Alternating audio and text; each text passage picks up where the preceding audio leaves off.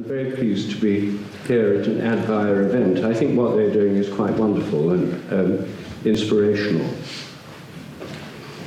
I'm talking about the mind beyond the brain, and minds extend beyond brains in a range of different ways. So I have to cover a lot of ground in half an hour. But what I'm going to suggest is that our minds are extending beyond our brains right now. They're filling this room in measurable ways, and I'll explain how. They extend far beyond our brains in linking us to other people and to animals and to others with whom we have emotional bonds. They extend beyond our brains in time as well as in space, through memory and through connections with the future. And they extend far beyond our brains through mystical experiences and connections with higher forms of consciousness. Now, the conventional view of minds is very different from all that. The conventional view put forward by the materialist belief system, which still dominates our universities and educational institutions, is that the mind is nothing but the brain. Minds are what brains do. Minds are nothing but brain activity. And all our mental life is encased inside our heads. We're insulated from everybody else in the privacy of our skulls. Now that is the standard view, and it's dominated the sciences since the late 19th century. It's the basis of contemporary medical thinking, biological thinking. The brain is just a computer inside the head. The trouble with this is that it doesn't, first of all, explain consciousness itself. If we live in a materialist universe which is made out of inanimate, unconscious matter, and everything is made of inanimate, unconscious stuff, then how come we're conscious at all? We ought not to be. So some materialist philosophers of mind try to pretend that we're not, and try to explain away consciousness as a kind of illusion. The trouble is, that doesn't really explain it away, because illusion is itself a mode of consciousness. And in fact, the very existence of consciousness is called the hard problem in the philosophy of mind. Now, the first point I want to make is that if we think about something as simple as vision, we arrive at the idea of the extended mind, the mind beyond the brain. If you think of what's happening when you see me standing here now, the standard view says that light reflected from me goes through the electromagnetic field, inverted images on your retinas, changes in the cone cells, impulses up the optic nerve, changes in different regions of the brain. And all that certainly happens, but then that's supposed to explain vision. Well, first of all, it doesn't explain the fact you're conscious of what you're seeing. That's an aspect of the hard problem. But secondly, it doesn't explain your actual subjective sensation. You're experiencing a three-dimensional world in full colour. All of that is supposed to be inside your head. Yet nobody's ever seen a full-colour 3D virtual reality display inside someone's head. So that is profoundly mysterious. Where is your experience? It's meant to be inside your head. Well, the hypothesis I'm suggesting is so simple it's hard to understand, and that is that your image of me is in your mind but not in your brain. In fact, it's right here. It's outside your head. Everything you see involves, I'm suggesting, a projection of mental images, of perceptual images, to where they seem to be. Sometimes they're projected to where something is not, like in an illusion or a hallucination. But generally speaking, they're projected to where things are, which is why we get around in the world without bumping into things. Normally this works very well. So in other words, I'm suggesting that the mind is extended in every act of visual perception, and that our minds stretch out. If you look at a star, your mind projects out those images to the very star itself over literally astronomical distances. So our minds are extended in every act of perception. Right now they're filling this room. Now, that is something that I think happens with animals as well. It's not special to people. This is the way vision works. It's a two-way theory of vision. The light comes in and the visual images are projected out. It's not an original theory of mine. In fact, it's a theory believed in by people all over the world. It was developed in ancient Greece in some detail. Euclid, the great geometer, explained for the first time clearly how mirrors work by pointing out that when you look at something in a mirror, your mind projects out these images, and they go straight through the mirror because they're virtual projections, they're aspects of the mind, they're not blocked by glass or mercury. And that's why every time you look in a mirror, what you're seeing is the projections of your mind. So this theory is actually explained as a common everyday experience that's projected out. Even in modern physics textbooks, it says that the virtual images are behind the mirror and they're projected. There's little dotted lines in physics textbooks showing this projection, but it doesn't really think through those implications. Now, this is not just a philosophical theory, it's a testable hypothesis. And it means that if your mind reaches out to touch, when you see things, your mind's reaching out to touch what you look at. So you should be able to affect things by looking at them. And the easiest tests of this in the realm of looking at other people. If you look at someone from behind and they don't know you're there, and they can't see you or smell you or touch you, and you might be hidden, you might be looking through a car window, for example, or a window of a building. If this theory is correct, they should be able to feel you looking at them, or at least sometimes would become aware of it. So the first question is, does the sense of being stared at actually exist? And as soon as you ask that question, you realize this is a very common everyday phenomenon. 95% of the population, according to surveys, have actually experienced feeling being looked at. And there's also the phenomenon where you could look at somebody from behind and they turn around. Most people have had that experience too. So I'm guessing most of you will have done. But there's a complete taboo on this subject within the academic world, even though everyone knows it, even children know about this phenomenon, and it's known all over the world.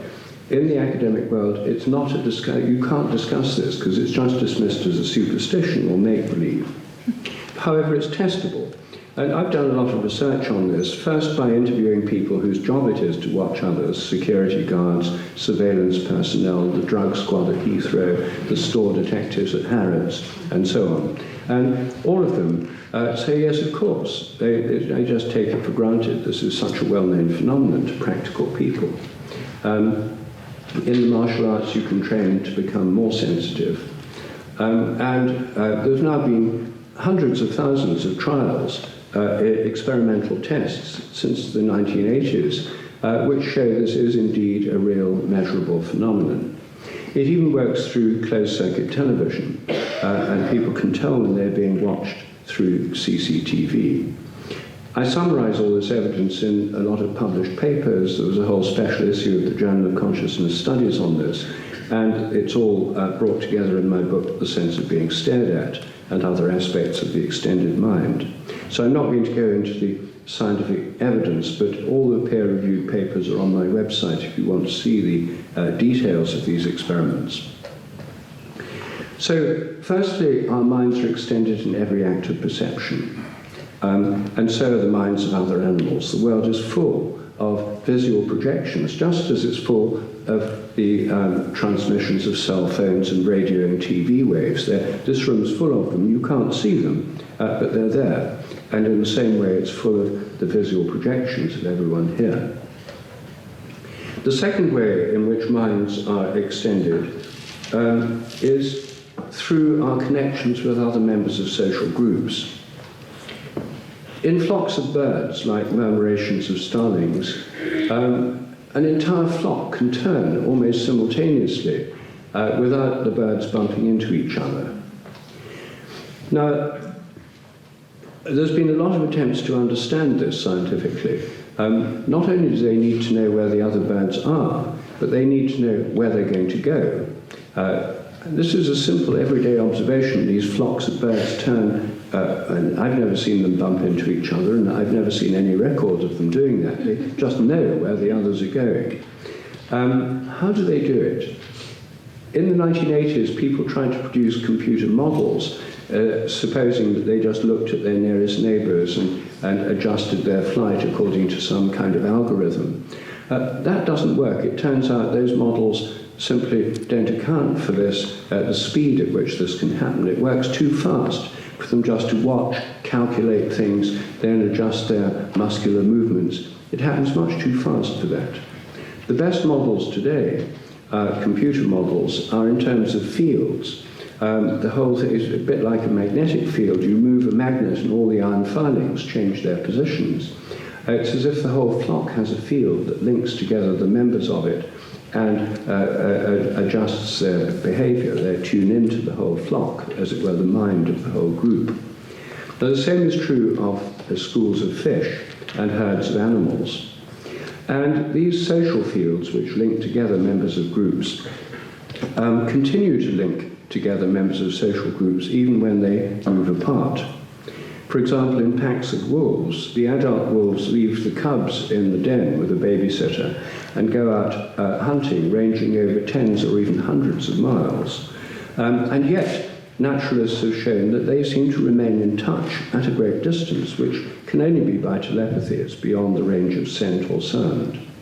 And I think that these abilities, these connections between members of a group are indeed the basis of what we call telepathy. Telepathy literally means distant feeling, tele, distant, pathy, feeling. And I think this is a normal, not paranormal, natural, not supernatural aspect of the way social animals coordinate their movements and behaviors, even at a distance. Again, I'm suggesting this is not some special human ability, it's a common animal ability. When I started investigating this, I thought, well, it's best to start with animals. They're less controversial than human psychic abilities, and I'm generally speaking better at it than people. So I started with domestic animals, dogs, cats, parrots, and horses, collected stories. I now have a database of more than 5,000 case histories of stories that show people's animals can pick up their intentions. When they're in the same room, which commonly happens, they commonly pick up people's intentions. It could be subtle cues, body language, and so forth. But when people are miles away, you can't explain it in those terms, which is why I focused my research on dogs and cats that know when their owners are coming home. This work is summarized in my book, Dogs That Know When Their Owners Are Coming Home. The papers, again, all these papers are on peer-reviewed in journals. They're all on my website if you want to read the details. In these experiments, basically, we had people go at least 5 miles away. We filmed the place the dog waited. We had them come home at random times they didn't know in advance, so it wasn't routine. We had them come in unfamiliar vehicles, usually taxis, different taxi each time, so there was no familiar car sounds. And the people at home didn't know when they were coming, and sometimes there were no people at home. And over again, these dogs would go and start waiting at the door 20 minutes or so before the person came home. In fact, they started when the person formed the intention to come home. And this is a repeatable phenomenon. In fact, it's easier to repeat these experiments with dogs than people, because most psychic research tests are rather boring, the human ones, and people's scores tend to fall off. They get bored. Dogs never get bored of their owners coming home, so you can do it over and over again. The most common form of telepathy in the modern world is with telephones. Surveys show that more than 80% of the population have had the experience of thinking of someone who shortly afterwards then rings. They say, it's funny, I was just thinking about you. Or people know who it is before they look at the caller ID or answer the phone. Again, so-called skeptics and materialists have dismissed this evidence for over a century by just saying it's make-believe, it's superstition, it's just coincidence, you forget all the times you're wrong, you only remember when it seems to be telepathic. Well, we've tested that, and again, some of you will have read about these experiments. They're summarized in the sense of being stared at, and again in peer-reviewed journal papers. In the basic test, we have 4 callers. We pick you, if you were the subject, you give us the names of 4 people you might be telepathic with. We pick one of them at random, ask them to ring you. When the phone rings, you're being filmed. You have to guess before you answer it who's on the phone. By chance, you'd be right 25% of the time. And in fact, in hundreds of trials, the average was about 45% of the time, massively significant statistically. I now have an automated test of this kind on my website, which works on mobile phones, so any of you can have a go, and do have a go, because I've just launched this. It's only been online in its new improved version for the last few days. Go to my website, sheldrake.org, and look at the Take Part section. You'll find the telephone telepathy test. Telepathy also occurs very commonly between mothers and babies. And I've done a study on telepathy between babies and lactating mothers. Many women find that when they start going back to work after their baby's a few months old, when they're still breastfeeding, that they can have milk letdowns. Their breasts start squeezing out milk for no apparent reason. And it turns out this coincides with their baby waking up and needing them. And I've done detailed studies on this that show this is not just a coincidence. It's way beyond coincidence. The odds against chance are about 1 billion to 1 for this phenomenon in the studies I did in North London. So telepathy is another way in which our minds reach out. We're influenced by other people's intentions, but it only really works with people you know well, with whom you have emotional bonds. And it works with dogs you know well, or cats you know well. It doesn't work with random people. So that's to do with the social group. So our minds are extended socially, in the sense that through our emotional and social bonds, we remain connected with people, even if they're literally on the other side of the world. I've done these telepathy tests with people in Australia from England, and they work just as well the other side of the world as they do nearby in England. So those are 2 ways in which our minds are extended in space. Now I want to look at the ways they're extended in time. And everybody knows that our minds are extended in time through the phenomenon of memory. Our minds connect with our pasts through our memories. That's why we can recognize people, remember things we've done, remember facts, and remember the habits and the things we've learned, remembering how to drive a car or ride a bike or play tennis or whatever. These all depend on memories. Now, we also have a connection with the future through our plans and our desires and our fantasies and our intentions. So our minds are very extended in time, subjectively. But again, the conventional view within institutional science is that all these memories are inside the brain. All our memories are stored as physical traces somewhere inside our brains. 100 years of research have failed to reveal these supposed memory traces, but people then just say, well, we need even more money and even more time, and we'll look harder and soon we'll find them. But they've proved very, very elusive. And I think the reason that memories have proved, these supposed physical memory traces have proved so elusive, is that they're not there. I don't think the brain works like a video recorder, storing everything you remember inside the nervous tissue. Instead, I think it works like a tuning system, more like a TV, and picks up transmissions from your past, which go across time by the process I call morphic resonance. Morphic resonance is a scientific hypothesis that suggests there's an inherent memory in nature, that the so-called laws of nature are more like habits. Each species has a kind of collective memory. We tune into innumerable people in the past, and each species has a memory derived from past members of the species. Instincts are like habits of the species.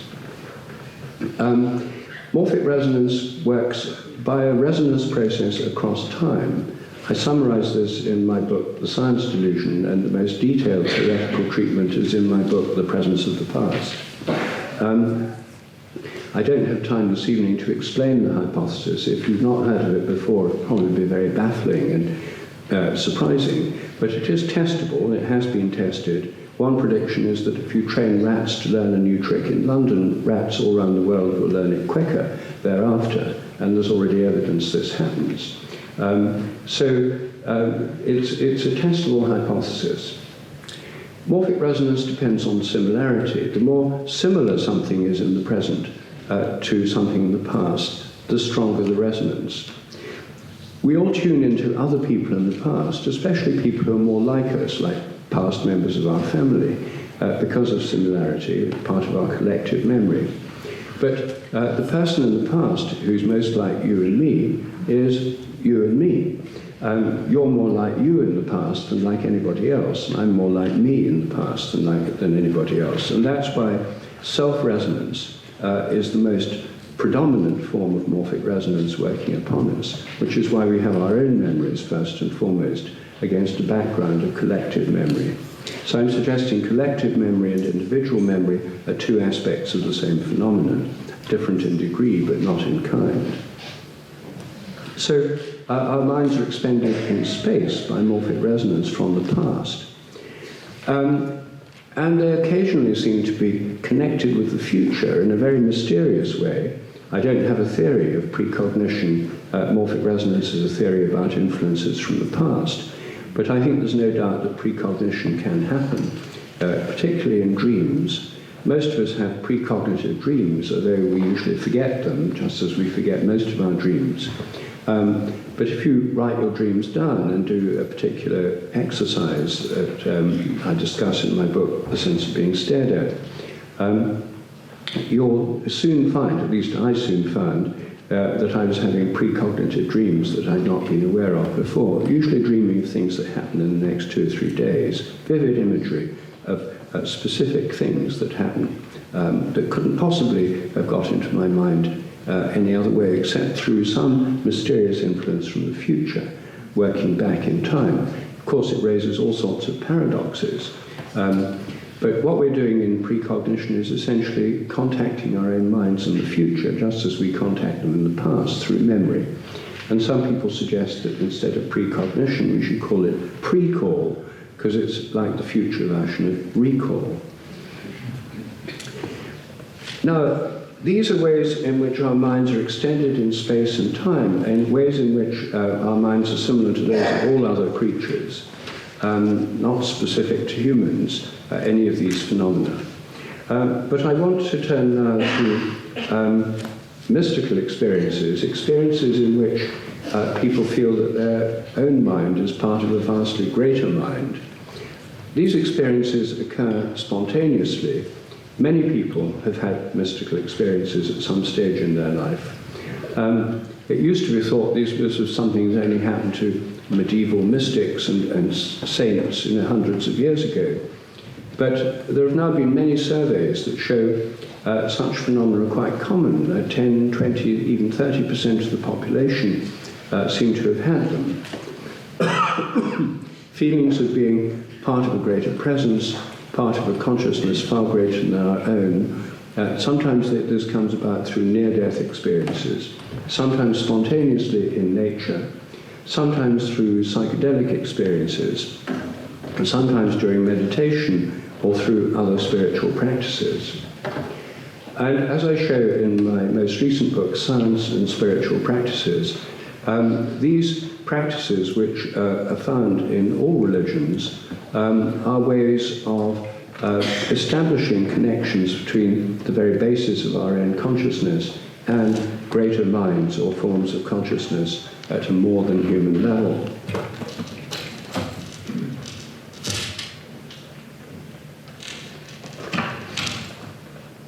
So, for example, in meditation, there's now many scientific studies of spiritual practices, and the studies on meditation show that there's a whole range of measurable effects of meditating. There's a calming down of the whole physiology, deactivation of the sympathetic nervous system, which is about being afraid, activation of the parasympathetic system, which is about being relaxed and not in a state of fear. People who regularly meditate tend to sleep better, they have a greater well-being. In fact, spiritual practices as a whole, if you take the overview of religious and spiritual practices, there's now a vast amount of evidence that shows that people who have regular practices, spiritual or religious practices, are happier, healthier, and live longer than those that don't. This is where I think atheism should come with a health warning. In meditation, there are many effects on physiology, well-being, and now millions of people meditate. When I was at school, I'd never heard of meditation. No one told me about it. It was very little known in England. Now it's known all over the world, like yoga, and millions of people do it, usually in a secular spirit, not for the same reason that people traditionally did it in the contemplative traditions of Christianity, Buddhism, Sufism, Hinduism, and so on. But they do it because it has these measurable and easily understandable effects on our well-being and health. There are lots of popular books on meditation now, like Ruby Wack's book, Frazzled, about how it can help you deal with the stresses and strains of the modern world. But that's not why people meditated in these traditional contexts. They meditated for a quite different reason. The clearest explanations are those provided by the Hindu tradition. And in the Upanishads, there's a very clear statements about the way that our minds are part of fractal versions. They don't use the word fractal, but they're like versions of, or derivative from, the ultimate consciousness which underlies the whole universe. Brahman, the name often given in the Indian tradition to this ultimate consciousness, is the same as Atman, our own inner conscious spirit.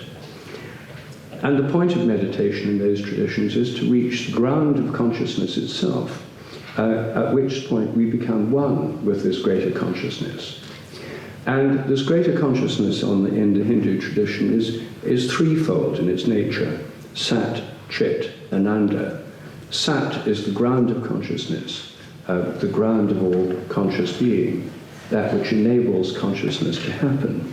Chit is knowledge, or the realm of names and forms. It's to do with the contents of consciousness. You couldn't have contents of consciousness without consciousness itself. But there's a distinction between the changing contents of consciousness and the ground of all consciousness. And then there's the dynamical principle, which in some Hindu traditions is called Shakti, which is the energy principle, the principle of movement and change, but which is also the principle of joy, and Ananda means joy. And the idea is the ultimate consciousness is not trying to get anywhere or go anywhere, or doesn't lack anything, and it's intrinsically joyful, which is why mystical experiences, when people have them, are extraordinarily joyful or blissful. Sometimes an experience of this kind, which may last only a minute or two, is enough to change the course of someone's life, as often happens to people who've had near-death experiences. So the ultimate ground of being is something we contact through spiritual practices. That's a mind very far beyond the brain, the ultimate mind on which all forms of consciousness within the universe depend. The models of ultimate consciousness in different religious traditions are surprisingly similar. They're nearly always Trinitarian, threefold. So it's not the God or the ultimate reality is not just an undifferentiated consciousness. It's a consciousness with an internal physiology and differentiation. The Christian model is the Holy Trinity, and the Holy Trinity has as the ground of being God the Father, plays the same role as Sat in Sat, Chit, Ananda.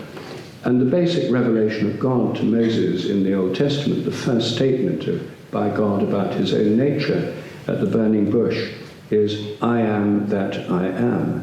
A statement of conscious being in the present. I mean, it's just not with no content, just simply, I am. the conscious being in the present. The Logos in the Christian Trinity, the second person of the Trinity, the second aspect, is that Logos means word, but it's not just spoken words, it's about forms, what the Hindus call names and forms. And they underlies all the forms and structures and meanings and patterns in the whole universe. And then the Holy Spirit in the Trinity is the dynamical principle of movement and change, breath, wind, the flow of air. The principal model of consciousness in the principal metaphor in the Christian model is speech. That, like I'm speaking now, I am the speaker as a unified source. The words you're hearing are the words I'm speaking. They have, I hope, meaning, pattern, form. And they're carried on the breath. If I wasn't breathing out while I speak, the words would be silent in my mind. If I only breathe out, you don't hear the words, there's just the flow of breath. So the three go together, the ground of being, the forms, meanings, words, patterns, structures, and the energy. And actually, in the whole universe, this is what we find, according to modern science. It explains matter is now explained in terms of fields, which give shape or form or pattern, and energy, which gives the flow or activity of nature. So we actually have a source of energy on the one hand and form on the other. Now, for all religious traditions, this ultimate reality is conscious. What makes materialism different is not the basic idea of fields and energy. They have the idea that fields and energy are there, but they assume they're totally unconscious. And Lawrence Krauss, for example, a leading atheist, great friend of Richard Dawkins, wrote a book called A Universe from Nothing 2 or 3 years ago to prove you don't need God. But actually, his universe from nothing is not from nothing. It turns out it depends on the laws of nature, which he doesn't explain at all, mathematical principles of reason and order, on the one hand, which he presupposes, without explaining how they got there. On the other hand, an infinite source of energy, a quantum vacuum field from which fluctuations can give rise to whole universes. So he's got the Logos principle, he's got the Spirit principle, and a common source of both. The only difference is that his ultimate reality is unconscious and joyless, whereas in religions, the ultimate principle is conscious and joyful. So it's not as if the atheist worldview has got away from these fundamental principles. They've just produced a kind of downgraded version of them, which has nothing in it for mystical experience, can't explain mystical experiences. They try to explain them all just by changes in the brain or flooding bits of the brain with dopamine or other neurotransmitters. So they have to try and reduce all these things to the inside of the head. In the end, we all have a choice whether we prefer to understand our consciousness in terms of a theory, the materialist theory, which itself cannot actually explain consciousness. If we want to put that belief system first, as materialists do, and deny our own experience, we have that choice. But for most of us, I think, our own experience has to be the ultimate test of reality.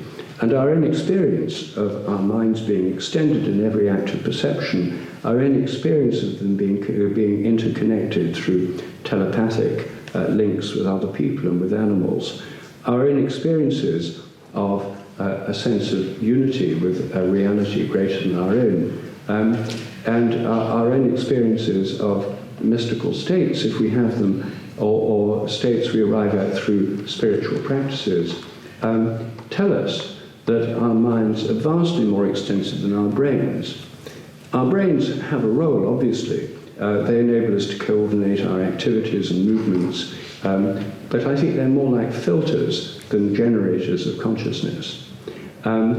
Yet, as soon as you go out into the modern world, as soon as you enter an educational institution, you'll find that you're back in the materialist world, where it's nothing but the body and the brain, And this is still what most of our universities are teaching. It's what our schools are teaching. It's what our official medical system is based upon. And yet most people in their private lives don't really experience things that way. And I think we're on the threshold of a major shift in consciousness, and I think the Advaya initiative is part of that, actually, in opening up a new way of seeing our minds as vastly greater than our brains. Our brains are wonderful, and they play a vastly important role, as anyone who has brain damage quickly realizes. I'm not saying the brain doesn't count, it does, but consciousness is vastly greater than the brain, and that's why this evening I'm talking about the mind beyond the brain. Thank you.